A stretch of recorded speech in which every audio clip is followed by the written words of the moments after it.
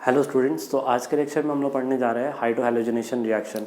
हमने last lecture ये discuss किया था इलेक्ट्रोफिलिक एडिशन रिएक्शन का जो बेसिक रिएक्शंस होता है वो क्या होता है, और उसमें हमने उसके सारे टाइप्स के बारे में बताया था और उसी को हमने लेक्चर वाइज हम लोग स्टडी करते जाएंगे। तो सबसे पहला हमारा जो टॉपिक है वो है hydrohalogenation reaction, that is addition of HX in alkene और अल्काइन। तो यहाँ पर हम लोग एक साथ ही करते जाएंगे, अल्कीन में भी एडिशन करेंगे HX का और अल्काइंस में भी हम लोग करते जाएंगे और देखेंगे किस तरह से अल्कीन और अल्काइंस जो है उसमें एडिशन होता है HX का, और HX का एडिशन को ही हम कहते हैं हाइड्रो हैलोजनेशन रिएक्शन। ठीक है, अब देखो यहाँ पे हमने एक अल्कीन ले लिया, या अनसिमेट्रिकल अल्कीन है, HX ले लिया, इसमें ये फॉर्म कर रहा है। तो सबसे पहला इसमें H+ का एडिशन होगा, ये फर्स्ट स्टेप में रिएक्शन होगा। तो ये पहला स्टेप में रिएक्शन जो हो रहा है ये पाई इलेक्ट्रॉन इसमें अटैक करेगा। ये हमने लास्ट लेक्चर में भी बताया था किस तरह से पाई इलेक्ट्रॉन का इस पर अटैक कराना है ताकि स्टेबल कार्बोकेटाइन बन सके। तो इसका पाई इलेक्ट्रॉन हम लोग इस तरह से H+ पे अटैक करा दिए, कार्बोकेटाइन यहाँ पे बन गया जो कि 2 डिग्री है, जो कि क्लासिकल कार्बोकेटाइन बनेगा। ठीक है, तो ये हमारा और फिर फाइनली जब कार्बोकेटाइन बन जाएगा, और चूंकि ये क्लासिकल नेचर का है तो अगर इसका रीअरेंजमेंट अगर होना होगा तो रीअरेंजमेंट भी करा देंगे, एंड फाइनली रीअरेंज करके वो जो X- होगा उसको आप कार्बोकेटाइन पे अटैक करा दोगे, तो फाइनल प्रोडक्ट आपका ये बन जाएगा। अब देखो इस रिएक्शन में सबसे पहले हम लोग बात करते हैं एनहाइड्रस HX का यूज़ करते हैं। यहाँ जो हम लोग HX यूज़ कर रहे हैं, बेसिकली होता है क्या कि HX वहाँ पे एनहाइड्रस लिखा हुआ नहीं होता है बहुत सारे रिएक्शंस में या मोस्ट ऑफ द रिएक्शन के केसेस में, लेकिन इन केस अगर स्पेसिफिक अगर कर रहा होगा एनहाइड्रस एंड एक्वस या मॉइस्चर, ठीक है, या मान लो हाइड्रस HX अगर यूज़ कर रहा होगा तो उस केस में इस पॉइंट को ज़रूर याद रखेंगे कि अगर एनहाइड्रस कंडीशन में कराते हैं सो वहाँ पे सिर्फ HX होगा, अगर हाइड्रस कंडीशन या मॉइस्चर कंडीशन में या एक्वस HX के केस में वहाँ पर वाटर की अवेलेबिलिटी भी होती है। तो वाटर के अवेलेबिलिटी होने के कारण क्या होता है, जो कार्बोकेटाइन फॉर्म करता है, जैसे यह जो कार्बोकेटाइन बना था इसमें X- तो अटैक करेगा ही करेगा, इसके साथ साथ कुछ वाटर मॉलिक्यूल भी जाके अटैक कर देता है, तो हमारे पास ये भी प्रोडक्ट साथ में फॉर्म करता है। इसलिए ऑलवेज़ यहाँ पे हाइड्रस HX को हम लोग यूज़ करना ज़्यादा प्रेफर नहीं करते हैं, ऑलवेज़ हम लोग एनहाइड्रस HX को यूज़ करते हैं। ठीक है, उसके बाद अगला है सिंस क्लासिकल कार्बोकेटाइन बन रहा है सो इसलिए रीअरेंजमेंट भी इसकी पॉसिबल होगा। अगर मान लो कि कोई भी कार्बोकेटाइन बन रहा है और अगर आपको लगता है कि इसका रीअरेंज करा देना चाहिए, इससे और ज़्यादा स्टेबल कार्बोकेटाइन बनेगा, तो आप वहाँ पर रीअरेंजमेंट इसका करा सकते हो। ठीक है, एंड उसके बाद लास्ट पॉइंट ये हो गया कि इलेक्ट्रोफाइल जो यहाँ पे H+ है वो उस कार्बन पर अटैक करेगा जो कि स्टेबल कार्बोकेटाइन को जनरेट करेगा। तो हमने लास्ट लेक्चर में भी अच्छे से डिस्कस किया था। तो यहाँ देखो एक दो प्रॉब्लम है, इस प्रॉब्लम को कैसे अप्रोच करेंगे समझना बात को।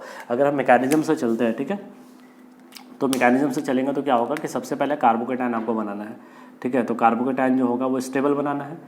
ठीक है, तो ये आपका H+ हो गया, तो ये इस पर अटैक किया तो क्या होगा कि कार्बोकेटाइन आपका यहाँ पे बन गया और H यहाँ ऐड हो गया। अब देख लो ये तो स्टेबल कार्बोकेटाइन है, 3 डिग्री भी है, तो फाइनली इस पर क्या हो जाएगा X- का जाके X- के जहाँ कौन है Cl-, तो Cl- जाके इस पर अटैक कर देगा, तो आपका फाइनल जो प्रोडक्ट बन जाएगा वो आपका ये बन जाएगा। ठीक है, उसी तरह से मान लो ये एक सवाल है, इस सवाल में मान लो HI हमें ऐड करना है, तो हम क्या करेंगे CH3 CH CH double bond CH2, तो पहला स्टेप H+ अटैक करेगा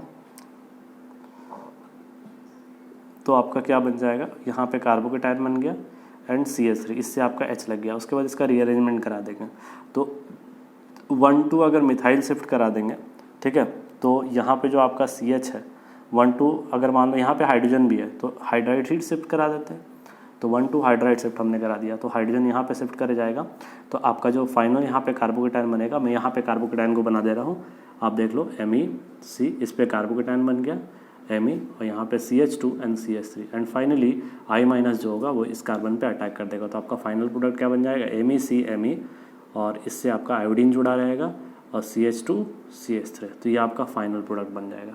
ठीक है, तो इस तरह से हमने क्या देखा कि अगर रीअरेंजमेंट की अगर पॉसिबिलिटी वहाँ पे होगी तो हम उसे रीअरेंजमेंट भी करवाएंगे। ठीक है, और कुछ सवाल को मैं यहाँ पे डिस्कस करूँगा और कुछ सवाल आपको घर पे बनाने के लिए दूंगा। ठीक है, तो पहले आप इसे यहाँ तक नोट कर लें।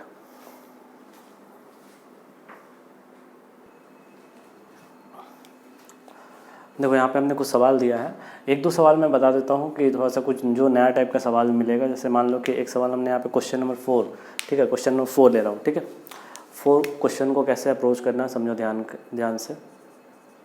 जैसे मान लो कि ये हमने लिया, तो सबसे पहले तो H+ का अटैक होगा, सिमेट्रिकल है, कहीं भी ऐड कर दो।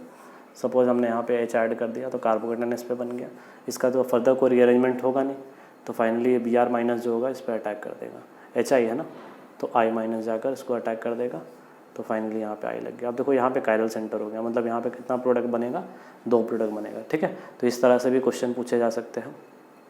उसी तरह से मान लो कि और इसी तरह के सारे क्वेश्चंस आप इसमें रीअरेंजमेंट का एक बार ध्यान से देखोगे कि किस क्वेश्चन में रीअरेंजमेंट पॉसिबल है, किस क्वेश्चन में रीअरेंजमेंट तुम्हारा पॉसिबल नहीं होगा, ठीक है। किसी क्वेश्चन में डायरेक्ट भी सवाल बन सकता है, किसी में रीअरेंजमेंट नहीं होगा। तो आपको सबसे पहला याद रखना है, ये जो H+ अटैक आप कराओगे तो जो सबसे स्टेबल कार्बोकेटायन बनना चाहिए आप उसको जरूर देखोगे, ठीक है। स्टेबल कार्बोकेटायन बनना चाहिए, ठीक है। तो यहाँ तक नोट करो। उसके बाद अभी तो हमने सारा अल्कीन का एग्जाम्पल लिया है, कुछ अल्काइन का भी यहाँ पे एग्जाम्पल हम लोग करेंगे।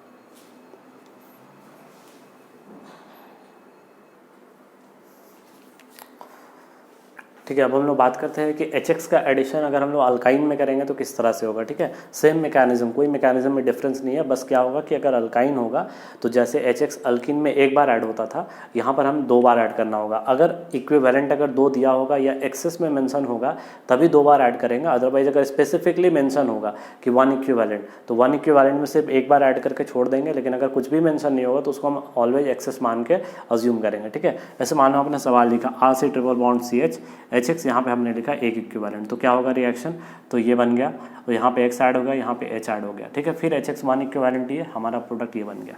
इसी को दूसरे तरीके से लिखने का तरीका होता है R से triple bond CH HX excess लिख देगा।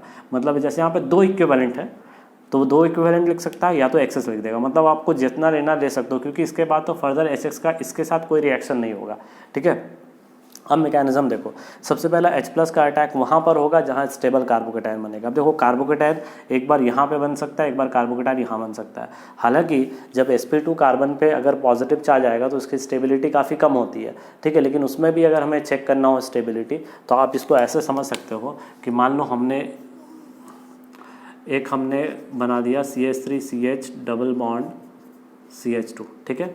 एक बार कार्बोकेटायन यहाँ पे हमने बना दिया, ठीक है, और एक बार carbocation CH3CH double bond CH+ बना दिया, तो ऑब्वियसली इसका स्टेबिलिटी क्या होगा, ज़्यादा होगा, ठीक है। तो ऐसे देखोगे तो दोनों ही कार्बोकेटायन के लेस स्टेबल है, लेकिन उन दोनों में कंपेयर करना हो तब ये ज़्यादा स्टेबल है, 2 डिग्री है। तो सेम यहाँ पे लॉजिक होगा, यहाँ पे H+ अटैक होगा तो हमने 2 डिग्री कार्बोकेटायन बना दिया, और उसके बाद फिर हमने क्या करा दिया, X- को उस पर अटैक करा दिया, ठीक है। तो यहाँ पे R से XCH2। अब होता है कि फिर से H+ अटैक कराना है, तो फिर से अगर H+ अटैक कराओगे तो क्या होगा, या तो कार्बोकेटायन यहाँ बन सकता है, यहाँ बन सकता है, तो हम कार्बोकेटायन यहाँ पे बनाएंगे। यहाँ पे बनाने का रीज़न क्या है, हाइड्रोजन के पास होगा लोन पेयर, तो लोन पेयर होगा तो ये लोन पेयर क्या कर सकता है, इजीली यहाँ पे बैकबॉन्ड कर सकता है इस पॉजिटिव चार्ज को। इसलिए पॉजिटिव चार्ज कहाँ पे बनेगा, यहाँ पे। मतलब इसका पाई इलेक्ट्रॉन अगेन किस पे कंसंट्रेट हो गया तुम्हारा, इस वाले पे, और इससे कौन जुड़ गया, H जुड़ गया, ठीक है। तो अब फाइनली X- इस पे जाके अटैक कर देगा, ये हमारा बन गया, ठीक है। जैसे एग्जाम्पल देखो, CH triple bond CH HCl से अटैक करा रहे हैं, तो सबसे पहला अटैक हमने करा दिया, तो दोनों आइडेंटिकल है, कहीं भी H जोड़ दो कहीं भी Cl जोड़ दो, हमने जोड़ दिया, ठीक है। फिर HCl हमने लिया। अब स्पेसिफिक होगा कि कार्बोकेटायन कहाँ पे बनाना है। तो कार्बोकेटायन अगर यहाँ पे बनाते हैं, देखो हमने यहाँ पे बना कर दिखाया है, तो यहाँ पे इसका लोन पेयर के साथ बैक बॉन्डिंग होगा, इसलिए इसका स्टेबिलिटी ज़्यादा होगा, यानी कि यही कार्बोकेटायन बनेगा, मतलब इस पर फिर से Cl लग जाएगा, तो हमारा मेन प्रोडक्ट ये बन जाएगा, ठीक है। तो ये आपका मेन प्रोडक्ट हो गया। यहाँ उसी तरह हमने कुछ क्वेश्चन दिया है, इस क्वेश्चन को आप एकदम सेम वे से अप्रोच करोगे। अब देखो यहाँ पे जो कार्बोकेटायन है उसका वैसा कोई रीअरेंजमेंट यहाँ पे रीअरेंजमेंट का केस नहीं देखा जाता है, क्योंकि तुम्हारा जो कार्बोकेटायन यहाँ पे बन रहा है दूसरा स्टेप में, इस कार्बोकेटायन को ऑलवेज बैक बॉन्डिंग से स्टेबलाइजेशन मिल जा रहा है, ठीक है। इसलिए यहाँ पे कोई रीअरेंजमेंट नहीं होता, डायरेक्ट तुम्हारा क्या होगा, HX का एडिशन हो जाता है उसमें, ठीक है। तो यहाँ तक नोट करो, उसके बाद कुछ स्पेशल केसेज होता है उसको डिस्कस करेंगे।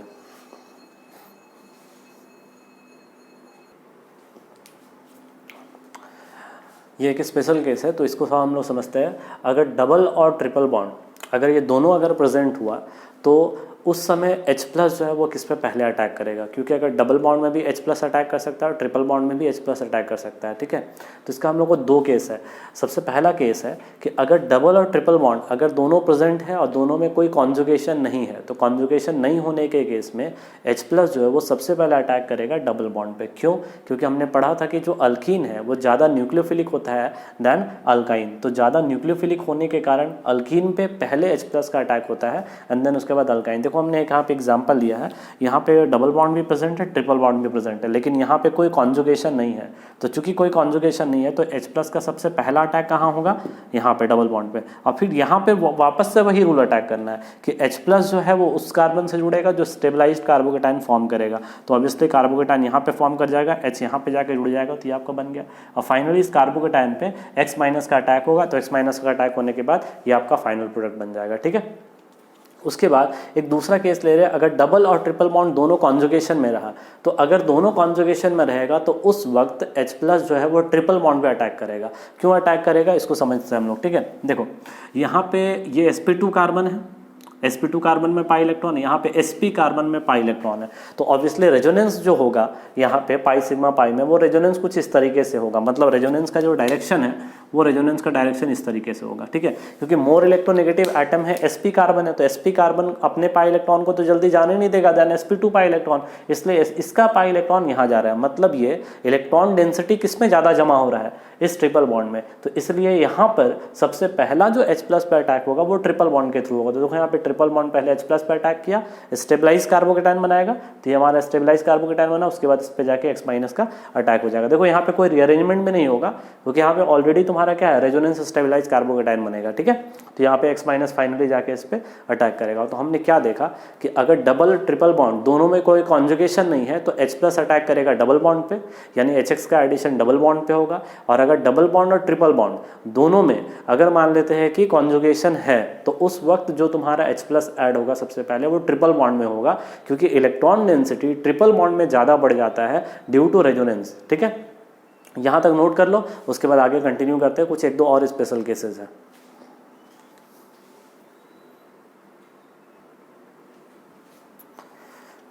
ठीक है, देखिए एक स्पेशल केस है, इसको कैसे समझते हैं थोड़ा इस चीज़ को देखो यहाँ पे OH ग्रुप है, हमने ये रिएक्शन पढ़ लिया है, reaction of alcohol with HX पढ़ा है, वहाँ पे OH ग्रुप जो होता था वो रिप्लेस होता था विथ हैलोजन। मतलब ये कि ये अल्कोहल ग्रुप भी HBr के साथ रिएक्शन कर सकता है। रिएक्शन का मैकेनिज्म आप लोग को याद होगा। ठीक है, मैं यहाँ पे एक बार फिर से आप लोग को याद करा दूँ। रिएक्शन कुछ इस तरीके से था, इसका लोन पेयर इस पर अटैक करता था तो ROH2+ बनता था, ये जाता था, फिर फाइनली Br- इससे जाके जुड़ के RBr बन जाता था, ये मैकेनिज्म था। ठीक है, तो अब यहाँ पे ये भी रिएक्ट कर सकता है और इसमें भी एडिशन हो सकता है। तो इन दोनों में, ठीक है, हम बात करते हैं किस में सबसे पहले जाकर H+ ऐड होगा, ये इस अल्कीन में होगा या OH में होगा। इसको हम लोग कुछ इस तरीके से देखते हैं। अगर मान लो यहाँ पे प्रोटोनेट करते हैं, प्रोटोनेट करने के बाद ये वाटर बनेगा, और अगर इसका रिमूवल रेजोनेंस स्टेबलाइज कार्बोकेटाइन देता है, तब तो हम इसको हमेशा क्या कर लेंगे, रिमूव कर देंगे। उस समय इसको अटैक नहीं कराएंगे, उस समय OH को अटैक करा देंगे।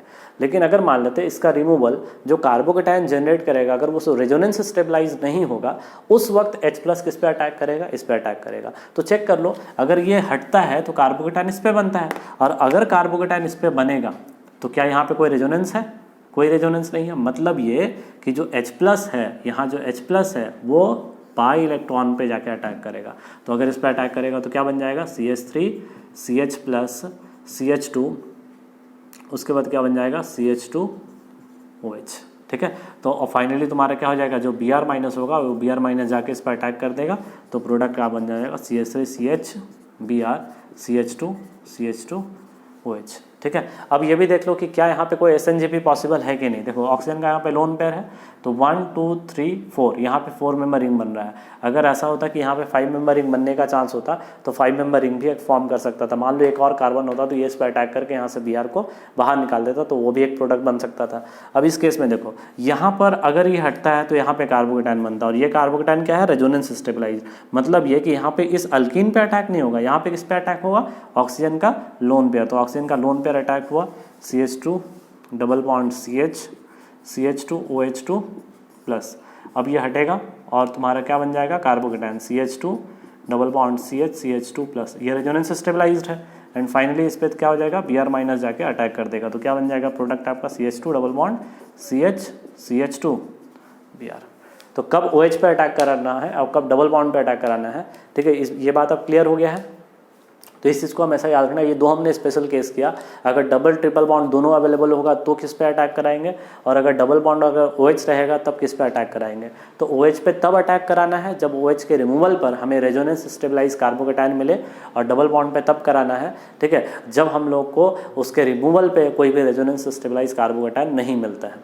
तो यहाँ तक नोट कर लो। उसके बाद अगले लेक्चर में हम लोग इलेक्ट्रोफिलिक एडिशन रिएक्शन का दूसरे रिएक्शन को हम लोग स्टडी करेंगे। Thank you.